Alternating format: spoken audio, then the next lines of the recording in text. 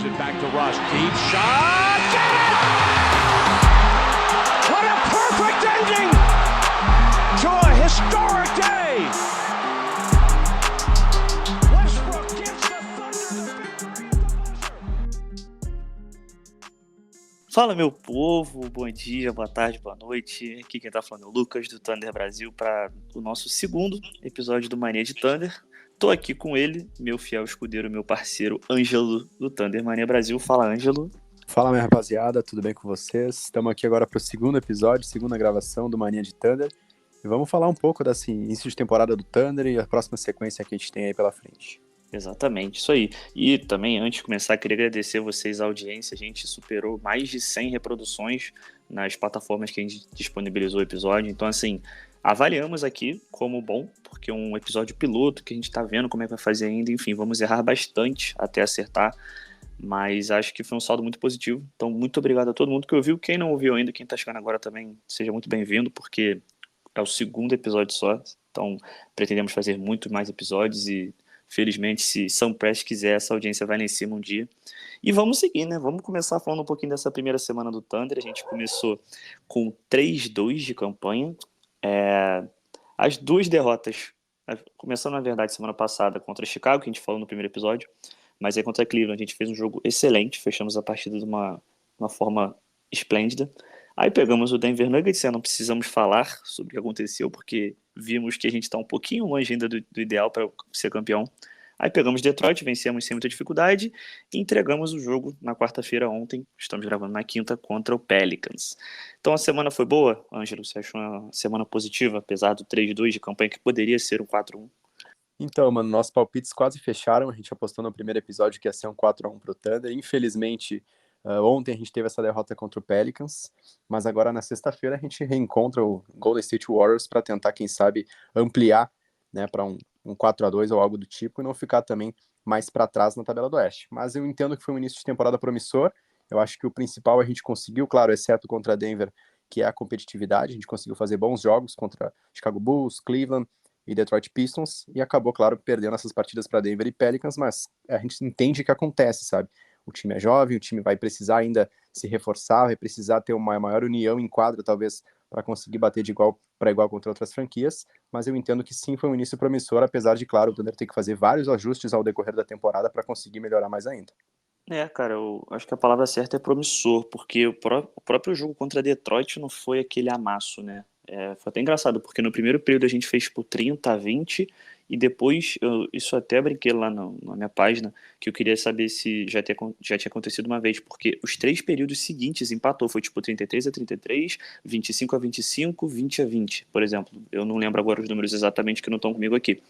Mas, assim, eu achava que o time ia conseguir um abalo maior, né? Talvez não conseguiu por conta de ser um back-to-back, e o próprio contra New Orleans, que eu acho que deveria ser...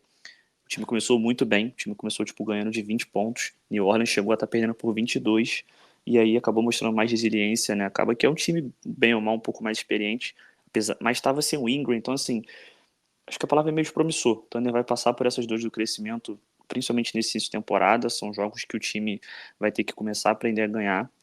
Ontem contra New Orleans, acabou que eu não consegui ver o jogo porque eu tava me decepcionando com o futebol, torcedor do Botafogo, mas aí depois eu peguei o jogo condensado e tirei minha quinta-feira para assistir. Faltou para mim um pouco de variedade no ataque, sabe? Na defesa, o Mark até falou, e a gente falou semana passada sobre como seria enfrentar o Zion. Fomos bem, ele acabou com 7 de 20 nos arremessos. Tanto que a maioria dos arremessos que ele acertou, digamos assim, foi na brutalidade, né? Que não tem o que fazer, que a gente até falou. Mas é aquilo, né? O cara é uma estrela. O cara arrumou 8 assistências. Ele, do lado do Shai, foi o jogador que mais deu assistência no jogo. Então, assim, mas isso mostra que o time fez bons ajustes defensivos, né? Pra conter o melhor jogador dos caras. Mas acho que faltou um pouco de variedade no ataque, assim. Tô assistindo um pouco de variedade, de variação, na verdade. E aí, não sei. Vamos ver. Porque, às vezes, o time... de repente agora com muitos jogadores não tá conseguindo achar esse equilíbrio. O que você tá achando em relação a, tipo, esse início de novo quinteto titular? Porque semana passada a gente falou que era bom ter um quinteto, né? Que agora a gente finalmente tá. Mas agora estamos passando pela dificuldade, né? Que não é aquilo, não é um videogame que você bota 5 jogadores bons e vai funcionar, não. Os caras têm que se encaixar, usar melhor o banco. Por exemplo, o banco ontem foi bem, só que não foi muito bem utilizado. O Wiggins estava bem, A Isaiah Joe tava bem, só que, sei lá, acho que aí são meio ofuscados, sabe? Porque esses caras sabem que eles são piores que os outros e acabam sendo reservas, né? E aí, sei lá, perdem a bola, enfim. Cara, exatamente. Eu entendo que o início foi promissor, o time tem as suas potencialidades, mas eu acho também que a gente está sentindo falta de dois nomes, né? Que é o Jalen Williams e o Kenrith Williams. Inclusive, Nossa, muita eu coisa. citei no perfil esses dias que eles vindo do banco são muito importantes, né? Eles trazem muita energia e são mais compatíveis com os titulares do que os atuais bancários que estão jogando. Então, até ontem contra o Pelicans, o Thunder teve um início muito bom. Eu acho que isso criou uma expectativa no torcedor que depois gerou uma sensação reversa, né? Porque a gente acabou entregando uma vantagem que chegou a ser de 21 pontos. Então faltou um pouco de variação, talvez, para o Marc Daigneault. A gente vê ele um pouco perdido em alguns momentos nesse início de temporada. Eu entendo que vale a crítica, porque por mais que o trabalho dele também seja promissor, ele é um cara que também está aprendendo, sabe? Está nos seus primeiros anos de liga. Então eu acho que, além do time, o técnico vai ter que se encontrar para a gente conseguir achar uma melhor maneira de conter o sistema adversário. Porque ontem, por exemplo, o Zion Williamson foi limitado, mas o CJ McCollum sobrou, inclusive nas posses finais, onde ele Exato. conseguiu crescer na partida e praticamente matar o jogo para o Pelicans. Botou o jogo Então, no bolso. exatamente. E ainda assim, mesmo com tudo isso, o Thunder teve a chance de passar na frente, né? Na reta final, a gente teve ali uma sequência de 3 a 4 lances. Eu acho que o CJ acabou errando 2 lances livres seguidos, depois o Larry Nance errou 2 lances livres também, e mesmo assim o Thunder não conseguiu sequer empatar a partida, sabe? Acabou forçando bolas de 3 com o Giddey num contra-ataque, o próprio Shea acabou forçando 2 bolas, né? Inclusive a última posse, onde ele poderia ter batido para dentro, talvez, né? A gente não sabe se ele evitou, porque acabou tendo uma lesão no meio da partida, inclusive é o motivo dele estar fora do jogo contra o Golden State. Então são uma sequência de fatores que a gente vai ter que analisar. Nessas derrotas, acaba indo para aquele discurso clichê, né? De ter que, vamos ter que remoer a derrota, vamos ter que aprender com os erros, sabe? Mas, cara, é impossível. A gente tem que utilizar isso de combustível para não baixar a cabeça no decorrer da temporada e continuar indo para cima, cara. Não tem outra. A gente tem 82 Exato. jogos, então derrotas como essa, eu não vou dizer que são normais, sabe? A derrota em si é normal, mas tu entregar uma vantagem de 21 pontos não pode acontecer mais, Não sabe? pode. É para servir de aprendizado para no futuro não acontecer de novo. Exato. E só pra gente fechar esse review da semana, assim, é complicado falar isso, claro, cedo ainda, mas não gostei muito do Shai nesses últimos jogos. Confesso que contra a Denver ele foi aniquilado, foi a pior partida dele, eu até tava vendo, foi o primeiro jogo que ele faz menos de 10 pontos desde março do ano passado. Mas não só para números, a postura meio esquisita, pareceu sem cabeça, sabe? Forçando umas bolas esquisitas, porque tá entrando numa situação agora que eu tô percebendo, né? Porque o Shai bate muito lance livre. Ele é um daqueles jogadores que bate muito lance livre e tal. E aí a mídia cai em cima. Tem média de 30 pontos, mas 15 são de lance livre e tal. Pô, meu amigo, claro, ele bate lance livre porque param ele batendo. Só que essa narrativa é chata, porque as pessoas vão falando sobre isso e aí a arbitragem pega, essas coisas vão virando noticiadas, digamos assim.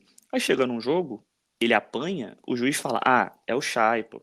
Teve um jogo contra Denver, que tiveram, tipo assim, que ele foi realmente neutralizado, só que tiveram umas 3 chamadas ali que não marcaram, que foram absurdas, sabe? Então eu quero ver como é que ele vai sair, porque nesses últimos jogos ele não pareceu com muita cabeça, não. Ontem contra New Orleans forçou legal, contra o próprio Denver, mesmo sendo neutralizado, forçou legal. Contra Detroit ele deu a volta por cima, né? Fez tipo 10 pontos logo de cara, só que depois deu uma controlada, até porque o jogo não cobrou tanto. Mas é um negócio pra ficar de olho, né? Tu acha que preocupa? Acho que não preocupa, não, mas é pra ficar de olho, né? Porque é aquilo também. Ele é a nossa estrela, mas ele tem 25 anos de idade só.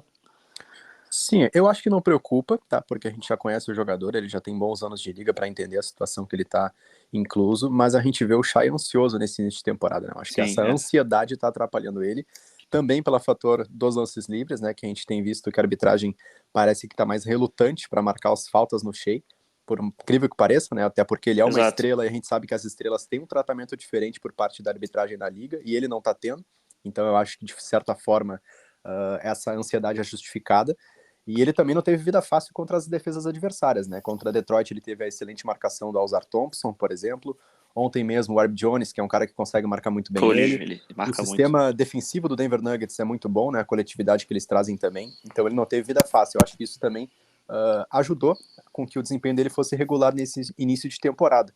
Até contra Detroit, ele volta na reta final do jogo com o jogo praticamente decidido e consegue ali uns 6 pontos na reta final, que fez com que ele terminasse com 32 pontos, mas até então também era um jogo difícil para ele, sabe? Ele estava lutando contra o Alzar, inclusive, se não me engano, ele teve 2 de 8 quando defendido pelo calouro do Detroit Pistons, então é algo para se pensar, sabe? Ele tem que, talvez, ter essa mentalidade assim de, pô, se não tá dando para bater para dentro toda hora, tentar talvez distribuir mais o jogo, sabe? Conseguir Sim, ser mais exato. coletivo também para não ficar forçando bolas com que, pô, se às vezes não tá caindo, cara, não tem jeito, tá ligado? E ele é um cara que às vezes vai contra isso, sabe? Quanto mais ele vai errando arremesso, mais ele vai tentando, sabe? Parece que ele quer se É, provar a todo momento. E, cara, nesse momento da temporada ele não precisa se provar, sabe? Ele precisa ser ele mesmo.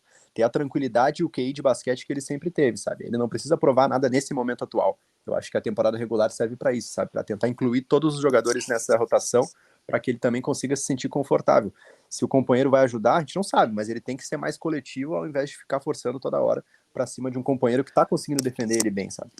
perfeito. E nessa semana, além do Thunder, além dos jogos do Thunder, tivemos uma troca envolvendo o Thunder. Na verdade, foi uma troca bem mais ou menos, né? Acredito que todo mundo viu que o James Harden trocou o Philadelphia pelo Clippers.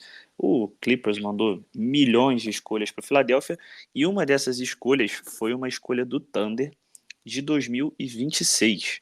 E aí, só que quando saiu a notícia da troca, todo mundo ficou assustado, porque só estava escrito lá: ah, sei lá o que, Clippers envia fulano, ciclano, beltrano, pique tal, pique tal, pique tal, e a pique 2026 do Oklahoma City Thunder. Aí todo mundo falou: ué, como assim? Peraí. Aí, momentos depois, nosso queridíssimo Shams anunciou, né, explicou, e a explicação foi a seguinte: o Thunder, obviamente, tem o Sam Prest, que deu mais um baile de graça. Foi o seguinte: o Thunder enviou a pick 2026 de first round protegida. Ainda não sabemos qual a proteção, se é top 10, top 20, enfim. Isso vai ser divulgado bem mais pra frente. E a gente recebeu uma pick swap com o Clippers em 2027. Ah, Lucas, mas o que é uma pick swap? Uma pick swap o Thunder tem direito de trocar com o Clippers se o Clippers tiver uma escolha melhor que a nossa. E foi uma jogada meio que de mestre, né? Porque em 2027 o Kawhi Leonard vai estar aposentado, Paul George muito provavelmente aposentado, e o Westbrook e Harden aposentados também, que são daqui a 4 anos. Nossa, falei Westbrook aposentado, doeu aqui, tá? Me deu um negocinho nada a ver aqui. Fato. Mas em 2027 o Clippers tem de tudo para estar tancando, ou no rebuild, ou tendo campanha negativa, ou seja, escolhas altas. E o Thunder vai poder trocar, né? Então, assim, uma troquinha boa, né, pra gente padrão, né? Quando o Thunder se envolve, dificilmente a gente perde alguma coisa assim com o Preston. O cara é viciado em pique.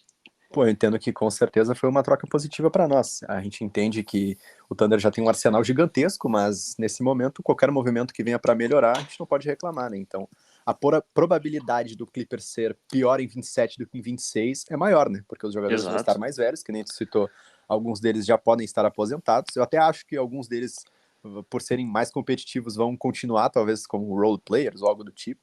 Mas a tendência grande é que o Clippers não seja um time tão forte assim. Eu acho que o pior cenário nesse caso é o Clippers trocar eles um ano antes, talvez por alguma estrela jovem ou algo do tipo, mas ainda assim eles vão ser menos competitivos do que agora, sabe? Então eu entendo que foi um movimento positivo até pra gente ter um cenário maior ali na frente, sabe? Então vamos torcer. Agora é claro que nessa Exato. temporada, eu acho até que nessa temporada, eu até fiz um post sobre isso, o Clippers campeão, algo do tipo, não seria de tão Não, zero. negativo assim, até pelo contexto, né? Eles têm jogadores que já fizeram história aqui também, mas claro que lá na frente a gente vai ter que torcer pelo insucesso deles para poder ser feliz Com também. certeza, com certeza. E outra novidade dessa semana foi o lançamento da nossa queridíssima City Edition. Vocês podem entrar nos nossos perfis no Twitter, Instagram, enfim, para ver as fotos. Cara, eu tinha achado feia, só que eu tô achando bonita já. O que você achou? Cara, o uniforme City Edition, ele sempre vem com uma proposta mais diferente, né? É uma parada para Exato. usar mesmo. Então a gente sabe disso pelas versões dos anos anteriores e acaba se tornando quase que uma tradição, né, de temporada a temporada.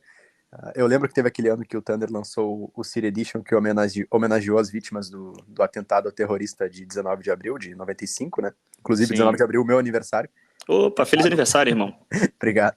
Atentado que ocorreu em Oklahoma, né? Então a gente sempre tem um modelo que faz uma referência, algo do tipo, um significado. Eu achei ela mediana, assim, vendo só pelas fotos, mas a gente sabe que vestida no Shai Gilgeous-Alexander e nos outros Exato. modelos do nosso time, a tendência é ela ficar bem bonita, né? Então vamos ver como é que ela vai ficar nos jogadores e a tendência é que a gente tenha uma camisa a mais aí para colecionar nessa temporada. Isso que eu ia te perguntar, dessas todas City Editions, né? Eu vou lembrar aqui rapidinho que eu abri no Twitter. Teve aquela cinza horrível, que foi a primeira City Edition que o Pô, Paul essa foi George e o péssima. Westbrook usaram. Aí teve aquela azul clarinha, que eu gostei até, que foi homenagem aos Bonito, indígenas de bonito. Oklahoma. Aí teve essa que você falou, que é preto com dourado, que foi a do Chris Paul. Achei bonita também. Aí teve aquela preta com azul, que foi a do primeiro ano do Shai como franchise player. Teve aquela toda branca. Tem aquela preta do ano passado, né, que o senhor tem, maravilhosa. Pô. E essa de agora. Qual dessas aí tu acha mais bonita, assim? Eu fico entre a preta com azul, de 2020, e essa que o senhor tem. Pô, eu fico com a do Chris Paul. Acho que aquela É, ficou marcada, de né? bom grado aí, muito bonita É. mesmo. E pelo significado também, acho que valeu a pena. Exato. E o Thunder vai estrear essa camisa, esse uniforme, na sexta-feira, amanhã, se você está ouvindo sexta-feira, dia 3 de novembro, contra o Golden State Warriors, no jogo que vai marcar o início da Copa NBA. Se você está perdido, a NBA arrumou um jeito de entreter mais ainda, na verdade, traduzindo para o sentido literal, ganhar mais dinheiro. Ela basicamente criou um torneio intertemporada, que ela montou grupos, e aí os primeiros colocados desses grupos avançam para jogos de mata-mata, enfim, e vão se enfrentando para se eventualmente chegarem numa final, ganharem prêmios individuais e dinheiro. Aí você pensa, putz, mas vai ter jogo extra? Não, todos esses jogos estão inclusos na temporada regular, então assim, a NBA só vai encaixar os dias certinhos, e começamos na sexta-feira contra Golden State. A gente está no grupo do Golden State Warriors, do Minnesota Timberwolves, do San Antonio Spurs e do Sacramento Kings. Você acha, Ângelo, que a gente consegue passar nesse grupo aí? Cara, tem um detalhe, né? Porque são 6 grupos. E aí passam os 6 primeiros colocados e os 2 melhores segundos colocados. Eu acho que tem jogo, né? Que eu acho que o Sacramento vai passar em primeiro, porque o Sacramento é um time melhor que a gente. E de repente a gente passa como um dos melhores segundos colocados. Talvez. O que você acha? Então, cara, eu acho que é um grupo difícil, sim, para nossa competitividade. Eu entendo que é um grupo bem complicado, assim. A gente vai ter que render um pouco além, talvez, do esperado, mas existe um mundo, sim. Acho que o Kings. O Warriors tá no nosso grupo, só me confirma. Warriors, exato. O Kings e o Warriors acho que são mais favoritos, talvez, no momento, por serem times mais prontos, né? Mas eu vejo, sim, um mundo onde a gente consiga, talvez, uma posição como segundo melhor colocado, né? Enfim, é um movimento que a NBA faz para trazer mais competitividade e é uma oportunidade de o OKC ter o seu primeiro caneco, né? Ainda que não seja Exato. o título da NBA em si, mas é algo que vem para agregar, talvez, trazer mais competitividade. A gente vê aí o nosso time com todo o seu potencial, pode ter algo a mais para almejar nessa temporada que não seja só os playoffs, né? É um negócio até que eu ia perguntar se você acha que teria valor, mas você já respondeu. É maneiro, dá uma visibilidade, né? Porque afinal vai ser o único jogo extra. Afinal, se o seu time for a final, o seu time vai ter 83 jogos na temporada. Mas é um jogo extra em Las Vegas, enfim, toda aquela coisa que provavelmente a NBA vai fazer um espetáculo. É legal, né? O time ganhar, ter a festinha ali, Claro. visibilidade principalmente, ainda mais para Oklahoma, que é uma cidade, pô, escondida no mapa. Então Até tem seu valor, né? até acho que não tem, assim, nossa, um grande apreço, assim, mas, claro, cara, vale, é melhor que nada, né? Aquele discurso Exato. de que vale alguma coisa, sabe? E eu não Exato. gosto de perder, não sei tu, eu quando Exatamente. entro em qualquer Se o time tá competição, jogando, meu amigo, seja pra uma ganhar. competição individual onde eu mesmo participo, ou onde o meu time participa, eu quero ganhar tudo. Então, Odeio cara, perder. tem que ir Odeio pra perder. ganhar. A gente já começa, claro, com um desfalque do Shea aí no primeiro jogo, Exato. mas vamos pra cima, né? Não tem outro. Exato. E puxando então, você falou aí, vamos começar a falar dessa nossa próxima semana, que você falou aí que o Golden State e Sacramento acredita que são os mais favoritos do grupo, e a gente vai começar com o pé esquerdo, né? Porque a nossa estreia, como eu falei, é contra a Golden State, apesar de ser em casa, é sem o Shai. Então a grande chance de a gente perder para Golden State e naturalmente se prejudicar nessa Copa, né? E só para antes de passar para você de novo, a gente vamos ter 4 jogos essa semana. Golden State na sexta-feira, Atlanta na segunda-feira em Oklahoma, Cleveland na quarta-feira em Oklahoma. Esse jogo vai marcar o fim da nossa sequência de 6 jogos em casa. E aí na sexta-feira que vem, aquela madrugadinha, né, de Sacramento que todo mundo adora, vamos ter o segundo jogo do torneio contra Sacramento fora de casa. Então, semaninha puxada, né? Semaninha tensinha.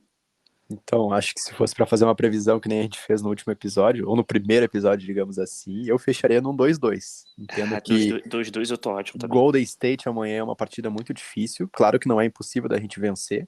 Inclusive, na última temporada a gente venceu alguns jogos sem o Shea também. Então, a ausência dele pesa muito, mas a gente tem jogadores com potencial suficiente para trazer essa vitória, por mais difícil que seja. Mas a gente sabe que a tendência é uma vitória do Golden State, né? Por ser um time mais completo e mais experiente, digamos assim. Agora, Atlanta em casa e Cleveland em casa são 2 vitórias que a gente tem que confirmar. Ainda mais Sim. porque essa sequência de início de temporada não foi muito favorável com a gente. Então, esses jogos mais ganháveis, a gente tem que cravar. Claro que se fosse trazer para uma linguagem futebolística, eu teria que cravar os 3 pontos, né? Ou 6 pontos, digamos assim. Mas são 2 jogos que a gente tem mais time com o adversário e tem que fazer essa vitória. Agora, Sacramento fora de casa é uma pedreira gigante, né? Acho que a gente viu em anos anteriores como é difícil ganhar lá, até pelo fator, talvez, do Sacramento estar mais reconstruído, né? Na última temporada acabou tendo um baita desempenho, então eles têm um time também muito promissor, e eu acho que, eu não vou dizer que eu nunca conto com uma derrota, sabe? Mas eu entendo que é um jogo mais difícil de se vencer. Então, trazendo para a questão da probabilidade, eu acho que 2 vitórias e 2 derrotas é o mais provável. Mas, é claro que tem que entrar para vencer os 4 jogos, independente do adversário. Eu te falo que, assim, não sei, eu tô um pouquinho mais pessimista. Eu diria que para essa semana eu não ficaria surpreso com um 3. Eu acho que o jogo que vai medir muito o termômetro é amanhã. Porque apesar do Shai, eu concordo com você que a gente tem plena condição de ganhar. Até porque o Golden State, enfim, cambaleado, né? Enfim, tá se encontrando ainda. Perdeu o Jordan Poole, agora tá com o Chris Paul. Eu acho que é um jogo mais ganhável do que contra a Atlanta, por exemplo. Porque a Atlanta é um time chato, sabe? Eles ganharam do Bucks esses dias, tipo assim, deram uma sova no Bucks, em Milwaukee. Então, são 4 jogos difíceis, concordo contigo, e eu acho que não ficaria surpreso com um 3 nesses próximos jogos, porque Sacramento, para mim, realmente é um jogo bem puxado, eu diria que é um dos jogos mais difíceis da temporada, assim. Pois é. Não necessariamente o jogo de semana que vem é o jogo mais difícil da temporada, não. Mas jogar em Sacramento contra o Kings nessa temporada é um dos jogos mais difíceis que você pode fazer. Porque a torcida tá eufórica, o time tá sólido, o time tá querendo mais, né? Sentiram um gostinho, né, do que é disputar depois de tantos anos. Agora eles querem se confirmar. Então, assim, na prévia mais otimista é 2-2. Acho que quem sonha com 3-1 é muito sonhador. Se ficasse 3-1, ficaria muito feliz. Com certeza. Mas um 2-2 é bem realista, mas eu vou de 1-3. Até pra gente dar uma discordadinha aqui, senão a audiência Claro, né, pô. vai achar que é armado, Tem né? que ter um embate, né, pô? Não Tem tem que outra. ter, pô. Tem que ter, pô. Tem que ter. Só um comentário. Acho que nesse ponto a gente pode voltar para o jogo de ontem contra o Pelicans para mostrar como é importante vencer esses jogos onde se abre uma baita vantagem. Porque Exatamente. nessa sequência do Thunder, a gente não pode dizer que é impossível que a gente termine com um recorde negativo, por exemplo. Sabe? Então, é o que a gente comentou no primeiro episódio. Se quer ficar bem colocado no Oeste, esse Oeste competitivo, com vários bons times, tem que ser regular, entendeu? Tem que conseguir essas vitórias onde tu abre uma baita vantagem. Não pode entregar que nem entregou ontem. Não Então, pode. ó, o Thunder já ficou com 3-2, já pega mais uma sequência difícil, entendeu? Então, não é impossível que a gente fique com um recorde empatado ou um recorde negativo. Claro que a gente torce para vencer, a gente acredita que vai vencer, mas o Oeste é cruel, né, cara? Não adianta. Muito cruel, muito cruel. E é aquilo, se você ganha o jogo ontem, claro que você não pode entrar relaxado em nenhum jogo, mas se você ganha ontem, você já entra menos pressionado. Você vai enfrentar um Golden State amanhã, entre aspas, podendo perder. Amanhã não pode perder, pô, jogando em casa, pá, mesmo sem o chá e tal. E até Então, dá pra ver quem é que vai jogar no lugar do Shea, né? Eu entendo que o Cason eu Wallace também, tá sendo um deve ser. merecedor dessa vaga. Tá Eu demais. acho que o Josh Giddey, se fosse fazer um ajuste, claro, o Josh Giddey seria naturalmente o armador de ofício da equipe, com o Cason vindo nessa posição de ala armador, o Ludort de ala, e o J-Dub e o Chet ali na frente. Então, eu entendo que essa seria a minha line-up preferida, até pelo momento que vive o nosso calor, né? Muito bem. Exato. Vindo Perfeito. do banco de reservas, e amanhã pode ter sua primeira chance como titular. Ou hoje, né? Se você estiver escutando hoje. Até perfeito. hoje, com certeza, porque o episódio vai ser lançado no dia do jogo, né? Então, Exato. eu entendo que o Cason seja a melhor opção para suprir essa ausência do Shea. Também acho.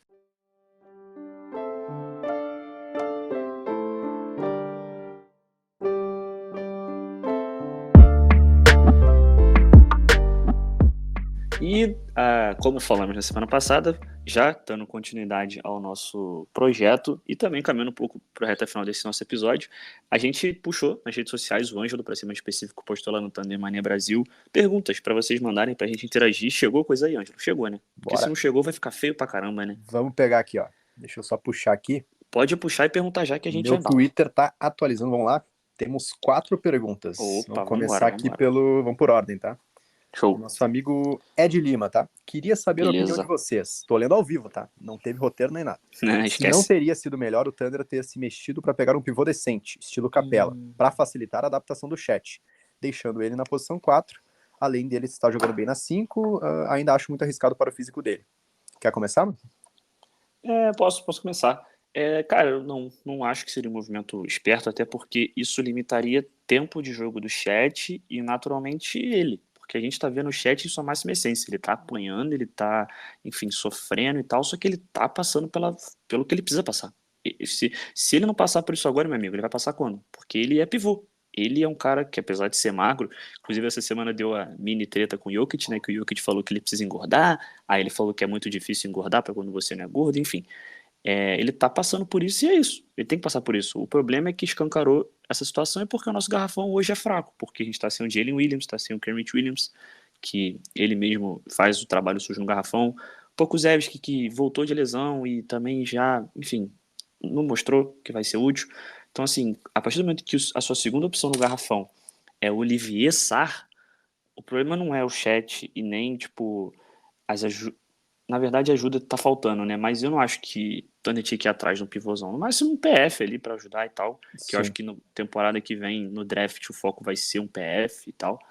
Mas assim, acho que ir atrás de um Capela, etc., eu não iria não. Até porque iria muito contra o que o time tá fazendo. Sim, eu acho que mais essa peça de apoio talvez esteja faltando no momento, né? Que nem tu falou, a gente tá com alguns desfalques no elenco por conta de lesões, porque o Chat em si tá desempenhando muito bem, né? O início de temporada dele é muito promissor. Tá jogando Inclusive, melhor que o exato, Embanyama. inclusive considerando o recorte Tá. inicial, a gente sabe que lá na frente talvez vai ser diferente, mas o recorte inicial há um debate pro Chat ser o calor da Há temporada um até aqui. debate. Tô Há um ansioso pela debate. primeira Rock Leader da NBA pra gente ver como é que tá essa O classificação Embanyama aí. não tá fazendo nada, nada, nada. Mas vamos lá, vamos lá. Acho que o Chat está desempenhando Seguimos. muito bem e acho que até está suprindo as minhas expectativas, porque ele está praticamente sozinho no garrafão, então as dificuldades que a gente passa não é por conta do Chat, e sim por essa ausência de um reforço a mais ali.